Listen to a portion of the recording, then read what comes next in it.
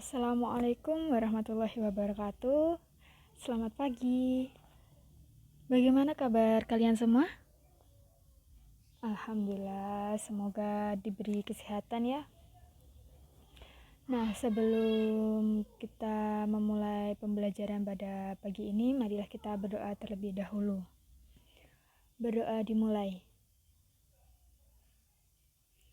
Selesai. Nah, masih ingat kan kemarin kita membahas materi tentang apa?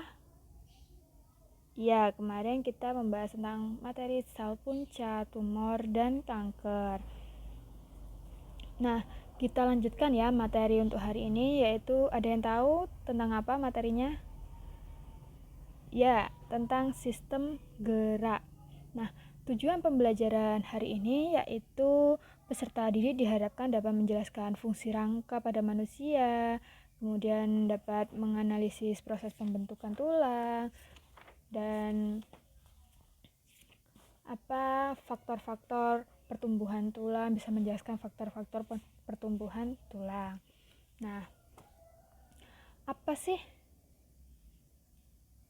Ada yang tahu sistem apa saja yang berkaitan dengan sistem gerak? Ya, ada rangka tubuh, ada tulang, ada sendi, ada otot rangka, ada gangguan sistem gerak, dan teknologi sistem gerak.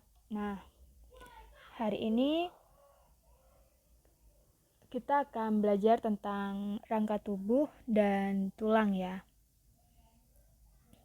Nah, yang pertama yaitu ada rangka tubuh. Nah, di samping itu ada gambar kan ya, itu namanya rangka tubuh manusia.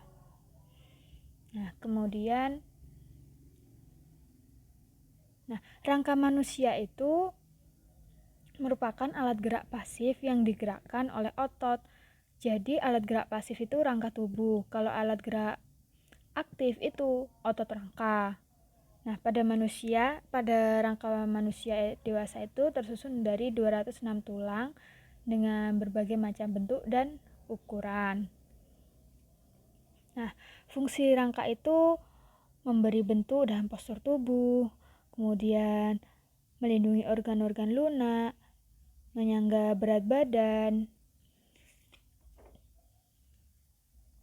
Nah, misalnya kalau penyangga berat badan itu tulang leher, tulang belakang, dan tulang pelvis. Itu kemudian tempat melekatnya otot-otot rangka. Jadi rangka itu tempat melekatnya otot-otot rangka ya. Kemudian ada mendukungnya terjadi gerakan.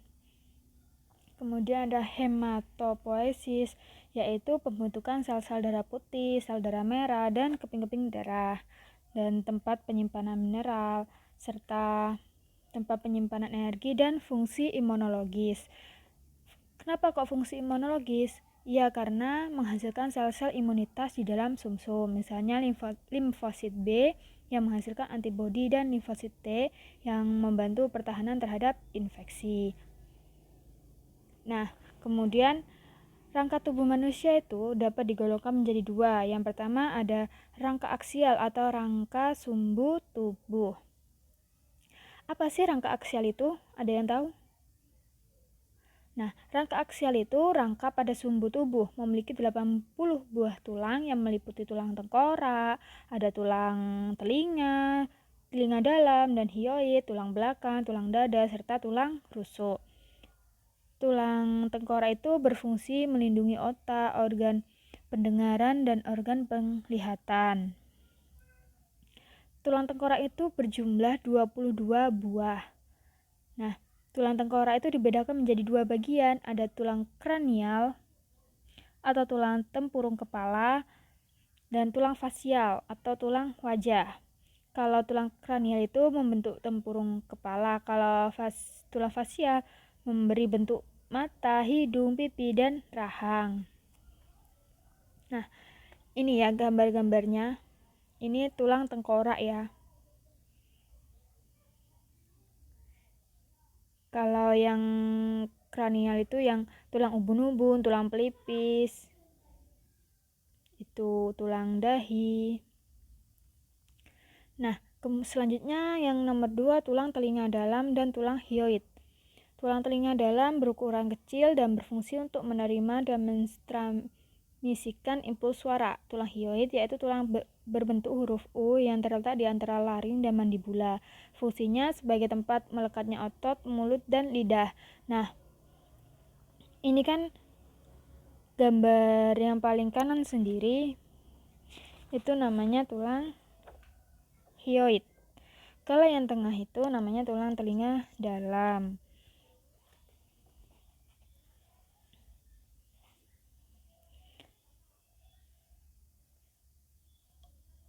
Jelas ya? Selanjutnya ada tulang belakang dan tulang dada dan rusuk. Tulang belakang tersusun dari 26 ruas yang masing-masing dihubungkan oleh cakram tulang rawan fibrosa yang memungkinkan tulang untuk tegak dan membungkuk. Nah, tulang belakang ini memiliki beberapa fungsi, yaitu menopang kepala dan bagian tubuh, melindungi organ dalam tubuh, tempat melekatnya tulang rusuk, dan menentukan sikap tubuh. Nah, dilihat dari samping ya, tulang belakang itu membentuk lengkung vertikal, yaitu bagian leher melengkung ke depan, bagian toraks atau punggung itu melengkung ke belakang. Kalau bagian pinggangnya atau lumbar itu melengkung ke depan, dan bagian pelvis atau panggul itu melengkung ke belakang. Itu gambarnya ya, yang tengah. Nah, selanjutnya yaitu tulang dada dan tulang rusuk. Itu fungsinya melindungi paru-paru dan jantung. Kalau tulang dada itu berjumlah 1 yang terdiri 3 bagian. Ada manubrium sterni atau kepala tulang dada. Kemudian ada corpus sterni, badan tulang dada, dan processus sigmoid, tulang taju pedang. Nah, kalau manubrium sterni itu pada gambar itu yang itu tengah, yang atas, bawahnya tulang leher ya, itu namanya manubrium sterni atau kepala tulang dada. Kemudian badan tulang dada itu bawahnya itu yang tengah, ada corpus sterni, dan taju pedang itu yang berbentuk runcing ke bawah, namanya itu taju pedang. Nah, kalau tulang rusuk itu berjumlah 12 pasang di sebelah kiri dan kanan, dan dibedakan menjadi 3 macam. Ada tulang rusuk sejati, tulang rusuk palsu, dan tulang rusuk melayang. Kalau pada gambar tulang rusuk sejati itu diberi nomor 1 sampai nomor 7 itu namanya tulang rusuk sejati. Kalau nomor 8 dan sampai 11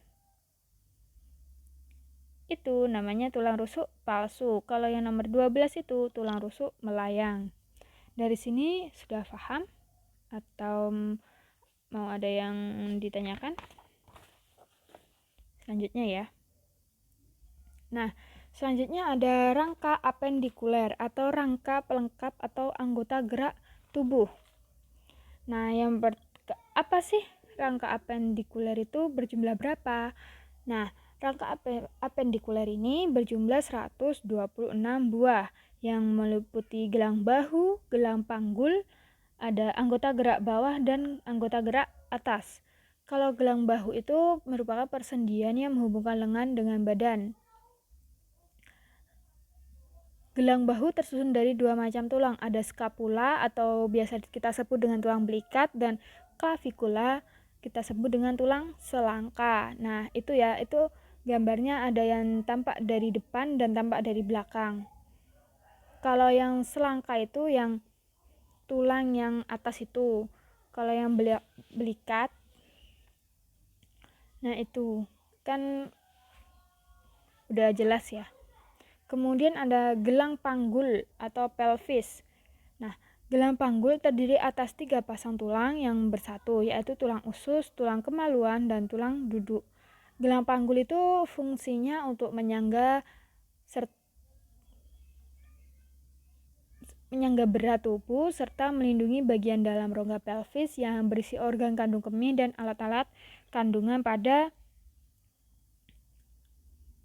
wanita.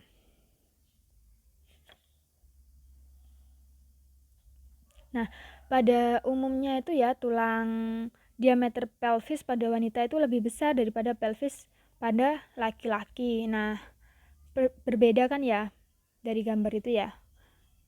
Jelas kan? Ya. Selanjutnya ada tulang anggota gerak atas dan anggota gerak bawah.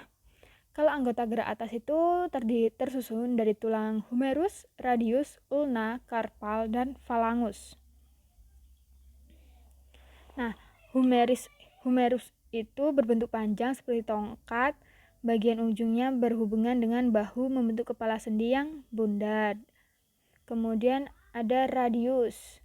Radius itu lurusnya dengan ibu jari. Kalau yang ulna itu lurusnya dengan jari kelingking. Ya, jadi berbeda ya. Kalau karpal itu tulang pergelangan tangan. Kalau metakarpal itu tulang telapak tangan, dan phalangus itu jari tangan. Nah, kalau anggota gerak bawah itu terdiri atas femur, tibia, fibula, patella, tarsal, metatarsal, dan phalangus. Nah, femur itu tulang paha, merupakan tulang pipa terpanjang dan terbesar. Kalau tibia itu tulang kering yang merupakan tulang pipa terbesar setelah tulang paha yang ikut menopang berat tubuh bagian pangkal membentuk persendian lutut dengan femur. Nah, selanjutnya ada fibula. Fibula itu tulang betis. Kemudian ada patella. Patella itu tempurung ya, tulang tempurung lutut. Itu namanya patella. Kemudian ada tarsal, itu pergelangan kaki. Kemudian metatarsal itu tulang telapak kaki, dan phalangus itu tulang jari kaki. Nah, dari sini ada yang mau ditanyakan terlebih dahulu? Nah, kita lanjutkan ke tulang. Nah, struktur tulang itu terdiri atas lapisan-lapisan yang jika disebutkan dari arah luar ke dalam ada periosteum, ada tulang kompak, tulang spons, endosteum, dan sumsum tulang. Nah, periosteum itu lapisan terluar yang terdiri atas 2 lembar jaringan ikat, yaitu lembaran luar dan lembaran dalam. Nah, periosteum ini fungsinya sebagai tempat melekatnya otot rangka, memberikan nutrisi untuk pertumbuhan tulang dan perbaikan jaringan tulang yang rusak. Selanjutnya ada tulang kompak. Itu lapisan yang teksturnya halus, padat, sedikit rongga, dan sangat kuat. Tulang ini mengandung banyak zat kapur, kalsium fosfat, dan kalsium karbonat sehingga menjadi padat dan kuat. Kalau tulang kompak pada bayi dan anak-anak itu banyak mengandung serat sehingga lebih lentur. Nah, kemudian ada tulang spons, lapisan yang teksturnya berongga dan berisi sumsum merah. Tulang spons ini tersusun atas trabekula berupa kisi-kisi tipis tulang. Nah, ini ada endosteum, jaringan ikat areolar vaskular yang melapisi rongga sumsum, dan terakhir sumsum tulang, lapisan yang paling dalam yang berbentuk jeli berfungsi untuk memproduksi sel-sel darah merah, darah putih, dan keping merah. Nah, itu ya gambar dari tulang, diagram bagian-bagian tulang ya.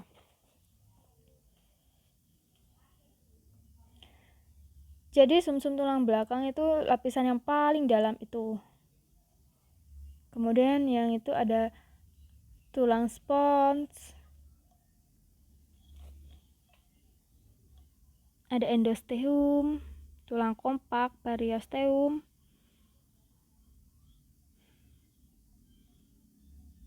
Nah, selanjutnya bentuk tulang. Nah, berdasarkan bentuk dan ukurannya itu tulang penyusun rangka tubuh itu dapat dibedakan menjadi 5, yaitu tulang pipa yang fungsinya untuk menahan berat tubuh dan membantu pergerakan. Tulang pipa itu berbentuk silindris panjang, memiliki bagian epifisis, diafisis, metafisis, dan cakra epifisis. Nah, dari gambar itu tulang pipa itu yang kanan kiri atas, long bone itu namanya tulang pipa. Kemudian ada tulang pendek yang berukuran pendek dan berbentuk kubus serta tersusun dari tulang spons dan lapisan tipis tulang kompak. Contohnya itu pergelangan tangan dan pergelangan kaki. Nah, tulang pendek itu yang mana ayo? Itu yang bawahnya tulang pipa tadi ya. Short bone itu namanya tulang pendek. Kemudian ada tulang pipi. Itu fungsinya memperluas permukaan untuk perlekatan otot dan memberikan perlindungan, yang berbentuk lempengan dari tulang kompak dan tulang spons yang berisi sumsum. Nah, tulang pipi itu yang digambar ada di sebelah kiri atas atau flat bone. Itu. Kemudian tulang tidak beraturan. Bentuknya tidak beraturan, tersusun dari tulang spons dan lapisan tipis tulang kompak. Contohnya itu tulang belakang. Itu yang tengah ya, irregular bone. Yang terakhir tulang sesamoid yang berukuran kecil bulat, terdapat pada formasi persendian. Tulang ini bersambungan dengan kartilago, ligamen, atau tulang lainnya yang bawah sendiri ya, sesamoid bone. Nah, selanjutnya yaitu proses pembentukan dan perkembangan tulang. Proses pembentukan tulang itu disebut osifikasi. Ada dua cara pembentukan tulang. Yang pertama yaitu osifikasi intramembran dan osifikasi endokondium. Kalau intramembran itu proses pembentukan tulang secara langsung, atau osifikasi primer dengan cara mengganti jaringan penyambung padat dengan simpanan garam-garam kalsium untuk membentuk tulang. Nah, kalau osifikasi endokondium itu proses ketika tulang rawan digantikan oleh tulang keras. Osifikasi ini terjadi pada tulang pipa yang menyebabkan tulang tumbuh makin panjang. Nah, ini proses pembentukan dan perkembangan tulang. Ada 9 minggu, 3 bulan, lahir, masa kanak-kanak hingga dewasa. Nah, selanjutnya faktor pertumbuhan tulang. Ada faktor herediter atau genetik, biasanya itu tinggi badan anak yang mengikuti tinggi badan orang tua. Ada faktor nutrisi. Nah, suplai bahan makanan itu juga penting ya untuk pertumbuhan tulang. Misalnya kalsium, fosfat, protein, vitamin, dan vitamin D. Kemudian ada faktor endokrin. Beberapa jenis hormon yang berperan itu juga mempengaruhi pertumbuhan dan organisasi tulang. Yang terakhir ada faktor sistem saraf. Nah, gangguan sistem saraf itu juga dapat mempengaruhi pertumbuhan tulang. Misalnya itu poliomyelitis. Nah, sekian pembelajaran hari ini. Kalau ada yang mau ditanyakan atau kurang paham, bisa tanya di forum diskusi ya, di GCR atau di WhatsApp. Nah, kesimpulan pembelajaran hari ini yaitu tentang apa tadi ayo? Tentang rangka tubuh dan tulang. Nah, rangka tubuh itu ada rangka aksial yang terdiri dari tengkorak, tulang telinga dalam dan hyoid, tulang belakang, tulang dada, tulang rusuk. Dan rangka apendikular itu ada tulang dada, ada tulang gelang bahu, ada gelang kalau rangka apendikular itu ada gelang bahu, anggota gerak atas dan bawah, dan gelang panggul. Nah, kemudian struktur tulang itu ada periosteum, tulang kompak, tulang spons, endosteum, sumsum tulang. Dan bentuk tulang itu ada tulang pipa, tulang pendek, tulang pipi, tulang tidak beraturan, dan tulang sesamoid.